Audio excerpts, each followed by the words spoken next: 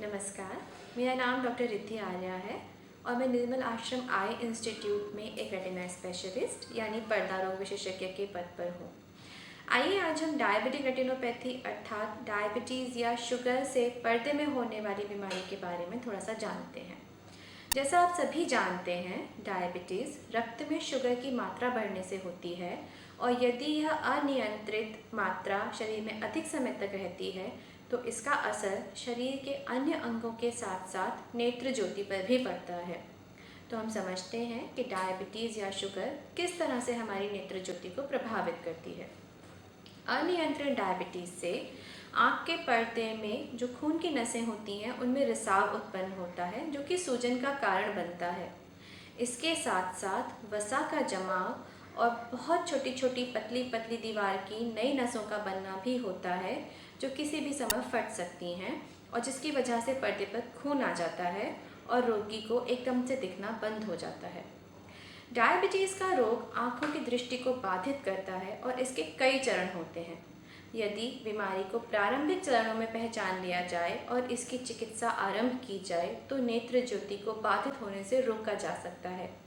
परंतु यदि यह बीमारी आगे बढ़ती है और अपनी लेट स्टेजेस में पहुंचती है तो ऐसे में आँखों की खोई हुई रोशनी को पहुंचाना थोड़ा मुश्किल हो जाता है और उस अवस्था में ऑपरेशन के बाद भी कभी कभी खोई हुई रोशनी वापस नहीं आती है।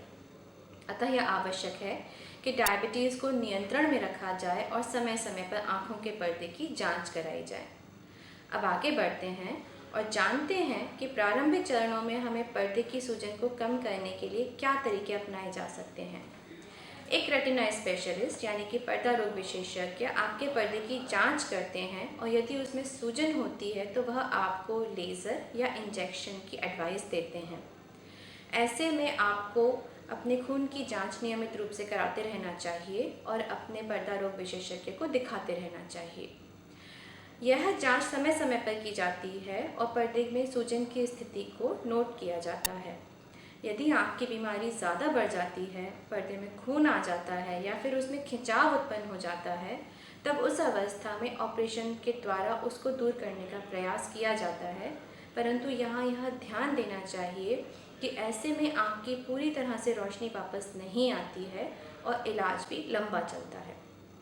आइए अब इस वीडियो के अंत में जानते हैं कि डायबिटीज़ को नियंत्रण में करने के लिए हम क्या उपाय कर सकते हैं। वो कहते हैं ना, prevention is better than cure, यानी इलाज से बेहतर बचाव है। सर्वप्रथम व्यायाम, एक्सरसाइज, योगा यानी एक्टिव रहना इस बीमारी को कंट्रोल में करने का एक बहुत ज़रूरी अंग है।